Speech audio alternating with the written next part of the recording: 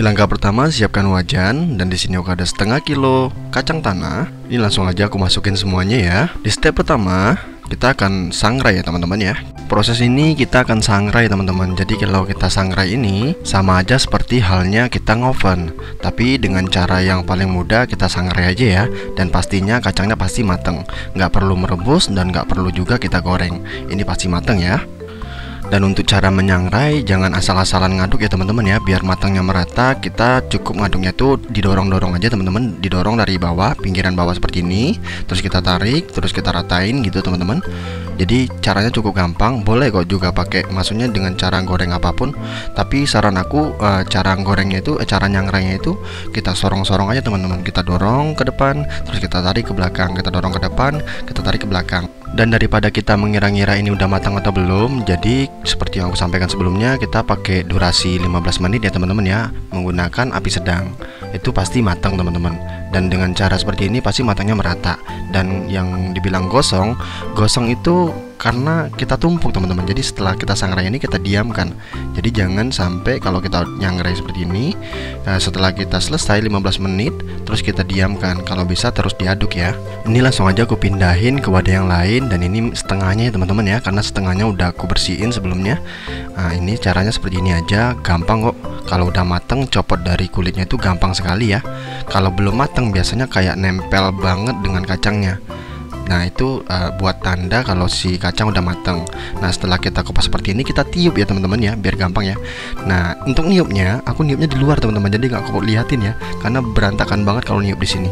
Nah seperti ini aja ya. Dan ini dia hasilnya setelah aku bersihin semuanya. Kita siapkan cobek juga ya teman-teman ya, buat penggilingan seperti ini. Boleh menggunakan blender juga, bebas teman-teman mau menggunakan apa. Dan di sini aku ada 1 sendok teh garam. Jadi untuk gilingan ini teman-teman bisa menggunakan chopper, blender, atau cobek manual seperti ini. Karena aku pengen teksturnya kasar, jadi aku cobek seperti ini aja ya. Kalau di blender itu terlalu halus teman-teman. Boleh kok kalau misalnya pakai blender gitu, cuman sekali putar dret gitu udah selesai. Tapi kalau di sini aku menggunakan cobek aja biar semuanya punya. Pasti punya kan. Kalau blender kan belum tentu ada yang punya. Jadi kan gak ada alasan lagi kalau mau buat. Nah ini aku pindahin ya teman-teman ya, biar gampang bawanya. Ini aku pindahin ke wadah yang lain seperti ini. Dan buat teman-teman yang nanya, ini nama jajanannya apa? Ini biasanya disebut dengan kacang ting-ting teman-teman. Jadi ini kayak permen ting-ting teman-teman. Jadi yang lagunya itu ting-ting bukan permen, ting-ting bukan biskuit. Ya kayak gitulah pokoknya ya. Nah ini udah selesai aku iniin. Nah ini kita langsung aja masak ya. Dan di sini aku siapkan wajan, dan di sini aku ada setengah kilo gula pasir. Jadi aku nimbangnya itu berdasarkan aku pembelian ya teman-teman ya. Jadi saat beli aku beli setengah kilo kacang dan setengah kilo gula. Nah ini kita masukin semua, lalu kita aduk sampai dianya mencair teman-teman. Dan kalau teman-teman sukanya yang cepet-cepet aja gitu, ini boleh kok menggunakan api besar. Setelah itu kita aduk terus ya teman-teman ya, biar nggak gosong di bagian bawahnya. Kita aduk terus seperti ini sampai dia mencair. Setelah mencair kita kecilkan apinya teman-teman, maksudnya ke api yang sedang aja. Tapi kalau teman-teman takut kalau dia nanti gosong, boleh kok menggunakan api yang super kecil. Dan pastinya durasinya juga makin lama ya kalau menggunakan api kecil ya. Tapi kalau setelah mencair dia cepet banget teman-teman. Maksudnya setelah mencair seperti ini, dia cepet banget menggumpalnya, mengkaramelnya itu cepet banget teman-teman. Jadi pastiin kalau yang di sini kita pakai api sedang aja.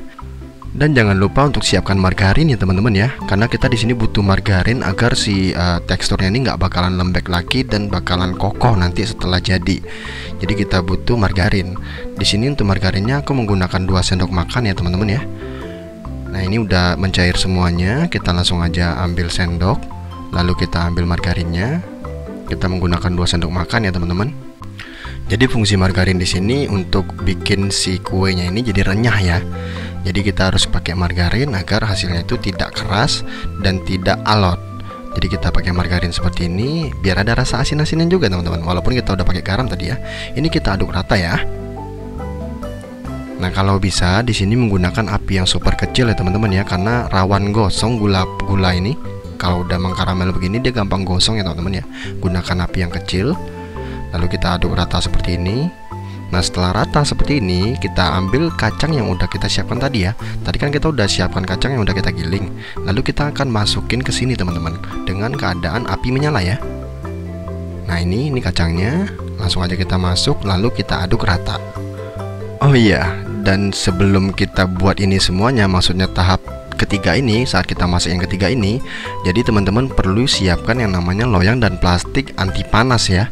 Jadi nanti kita akan cetak di atasnya. Nah ini kita aduk dulu aja, lalu nanti kita akan cetak teman-teman. Untuk cetakannya teman-teman boleh pakai cetakan atau enggak itu terserah ya, tapi harus ada plastik teman-teman, plastik anti panas ya. Jadi kayak plastik kaca gitu, kita beli yang plastik kaca. Atau teman-teman juga punya loyang, boleh pakai loyangnya. Cuman kalau pakai loyang saran aku jangan ya teman-teman ya. Tapi karena di sini aku bikinnya pakai loyang, jadi nanti teman-teman bisa lihat ya. Karena di sini kan kita mau bikin tebalnya itu nggak setebal loyang, kecuali teman-teman punya loyang yang lebih tipis, itu nggak apa-apa digunain. Kurang lebih kita bikin tebalnya 1,5 cm teman-teman. Nah ini udah, kita matiin kompor, kita harus gerak cepat ya. Nih aku ada plastik kaca seperti ini. Pastiin plastik kaca ya teman-teman ya, jangan plastik yang lain. Nah seperti ini aja. Lalu kita tuang adonan kacangnya teman-teman. Ini udah mulai kering ya teman-teman ya, karena aku kan harus setting kamera dulu. Jadi ini udah lumayan kering juga, tapi nggak apa-apa, ini masih bisa digunain. Asal dia masih mengkaramel seperti ini masih bisa digunain ya. Asal jangan sampai kaku teman-teman. Kalau udah kaku itu udah nggak bisa dibuat apa-apa lagi. Jadi bentuknya kayak gunung kayak tadi itu. Jadi saran aku ini harus gerak cepat. Setelah kita masak seperti ini, kita udah siapkan cetakannya gitu. Jadi kita langsung masukin ke sini. Nah ini setelah masuk semuanya, kita langsung lapisin lagi si kacang ini dengan plastik ya teman-teman ya. Tapi saran aku setelah dia masuk ke dalam sini, teman-teman langsung gilas aja ya. Jadi nggak perlu dialasin dengan plastik ini, karena dia bakal lengket teman-teman. Karena dia masih panas, dia bakalan lengket teman-teman. Nah ini aku coba dulu ya. Jadi aku coba menggunakan plastik, bisa, tapi pas dicampur itu masih lengket. Jadi ya udah aku terusin seperti ini, lalu nanti aku tarik terus aku gilas ulang. Dan di sini aku trial error ya teman-teman ya buat nyetaknya ya. Jadi di sini nanti aku juga bakalan coba potong di atas plastiknya, kira-kira bisa apa enggak. Tapi kalau nanti tidak bisa, dan pastinya tidak bisa, jadi aku bakalan copot plastiknya, lalu aku gilas ulang dan aku potong. Karena motongnya itu harus dalam keadaan panas seperti ini teman-teman. Kalau dia udah kering itu nggak bisa lagi dipotong, kecuali teman-teman pakai gergaji mesin ya. Nggak mungkin kan kalau kita masak bikin kue kayak gini aja pakai gergaji mesin. Jadi setelah digilas seperti ini, aku akan coba potong menggunakan pisau, pisau apa aja. Di sini aku pakai pisau apa namanya, zigzag. Ini aku coba ya teman-teman ya. Nah dia bisa kepotong, cuman plastiknya ketarik-tarik teman-teman, dan pasti hasilnya bakalan jelek ya. Nah jadi setelah aku coba seperti ini dan masih lengket seperti ini, jadi mau nggak mau aku copot. Ini plastiknya aku bakalan copot ya. Tapi ini aku coba lagi menggunakan digilas ulang dengan ada alas plastik, tapi tetap masih lengket. Nah seperti ini. Jadi tanpa plastik aku akan gilas teman-teman. Nah seperti ini. Dan hasilnya malah tidak lengket teman-teman, dan hasilnya malah lebih mulus teman-teman. Jadi saran aku tanpa pakai loyang pun nggak apa-apa ya. Jadi kita pakai alas yang di bawah, alas kerja di bawah itu, lalu dikasih dengan alas plastik biar gampang kita ngangkatnya, dan atasnya itu kita tanpa plastik lagi langsung kita gilas, dan hasilnya malah lebih bening, lebih cantik teman-teman.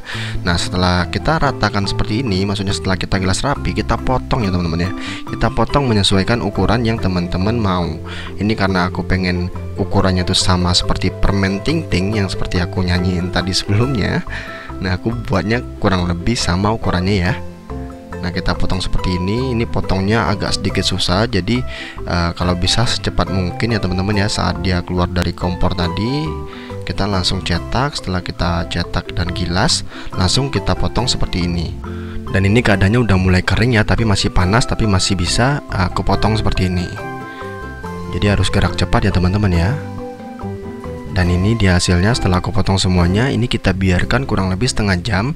Tapi karena tangan aku ini agak sedikit ya pengen cepet-cepet, jadi aku bakalan coba copot satu teman-teman. Nah ini karena dia masih belum lama dinginnya, masih panas, dalam keadaan panas, aku coba copot teman-teman. Bisa dicopot apa enggak gitu. Dan bisa, cuma ya itu tadi masih lengket teman-teman. Tapi nanti setelah kita diamkan selama kurang lebih setengah jam sampai si kuenya ini dingin, itu nggak lengket lagi teman-teman, dan hasilnya itu renyah banget. Ini teksturnya aja udah kelihatan cantik banget ya. Ini aku langsung aja review ya teman-teman ya. Gimana? Oke, kita review ya. Bismillahirrahmanirrahim. Ini renyah banget ya teman-teman ya. Dan ini pecah banget, nggak alot, dan gampang banget gigitnya. Teman-teman bisa lihat sendiri teksturnya. Wow. Jadi teman-teman kalau mau buat, caranya gampang banget. Cuman cukup siapkan setengah kilogram kacang tanah, setengah kilogram gula pasir, 2 sendok makan margarin, dan juga garam secukupnya. Jadi teman-teman udah bisa bikin kue di rumah dong. Gampang sekali ya. Dan ini udah setengah jam, jadi aku copotin semua ya. Dan cara nyopotnya gampang banget, teman-teman bisa lihat sendiri. Walaupun aku motongnya nggak sampai putus ke bawah, tapi dia bisa banget dipotong, tinggal dipotek-potekin aja seperti ini. Dan ini hasilnya bagus banget tuh, teman-teman bisa lihat sendiri ya. Wow, mulus sekali teman-teman. Seperti pipiku. Oke, ini dia. Nah, teman-teman bisa lihat seperti kaca ya teman-teman ya. Ini enak banget, dan pastinya ini nggak lengket lagi. Jadi ini aku akan coba masukin ke dalam toples yang ukuran 500 gram. Jadi satu resep ini kita akan dapatkan 1/4 toples ukuran 500 gram. Tapi di sini aku cuman masukin ke dalam satu toples saja ya. Jadi aku penuhin satu toples ini, dan teman-teman bisa lihat nanti kekurangannya, maksudnya itu kelebihannya itu ada berapa. Jadi teman-teman bisa asumsikan sendiri berapa toples kira-kira dalam satu resep ini. Jadi cukup sekian videoku kali ini, semoga bermanfaat dan sebagai referensi teman-teman semua untuk jualan. See you ya di next video. Thank you.